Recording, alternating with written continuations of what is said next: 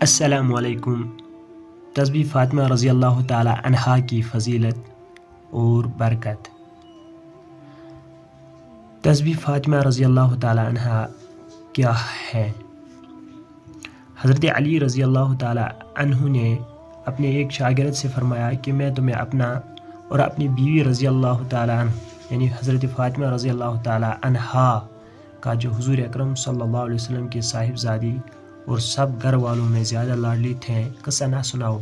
انہوں نے عرض کیا ضرور سنائے۔ فرمایا کہ وہ خود چکی پیستی تھے جس سے ہاتھوں میں گڈھے پڑ گئے تھے، اور خود ہی مشک بھر کر لاتی تھے جس سے سینے پر رسی کے نشان پڑ گئے تھے، خود ہی جھاڑو دیتی تھے جس کی وجہ سے کپڑے میلے رہتے تھے۔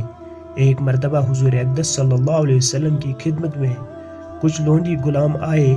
میں نے حضرت فاطمہ رضی اللہ تعالی عنہا سے کہا کہ تم اگر اپنے والد صاحب حضور اقدس صلی اللہ علیہ وسلم کی خدمت میں جا کر ایک خادم مانگ لاؤ تو اچھا ہے، سہولت رہے گی۔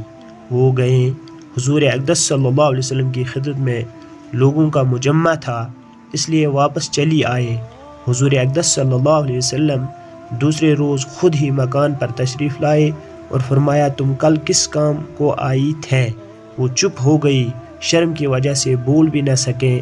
میں نے عرض کیا حضور اقدس صلی اللہ علیہ وسلم چکی سے ہاتھ میں نشان پڑ گئے، مشکیزہ بھرنے کی وجہ سے سینہ پر بھی نشان پڑ گیا ہے، جھاڑو دینے کی وجہ سے کپڑے میلے رہتے ہیں۔ کل آپ کے پاس کچھ لونڈی غلام آئی تھے، اس لیے میں نے ان سے کہا کہ ایک خادم اگر مانگ لائے تو ان مشقتوں میں سہولت ہو جائے۔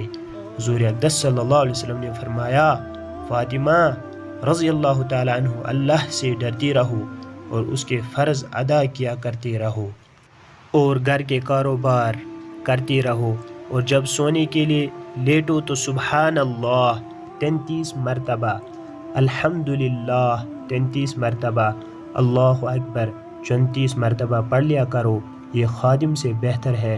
انہوں نے عرض کیا کہ میں اللہ کی تقدیر اور اس کے رسول صلی اللہ علیہ وسلم کی تجویز سے راضی ہوں۔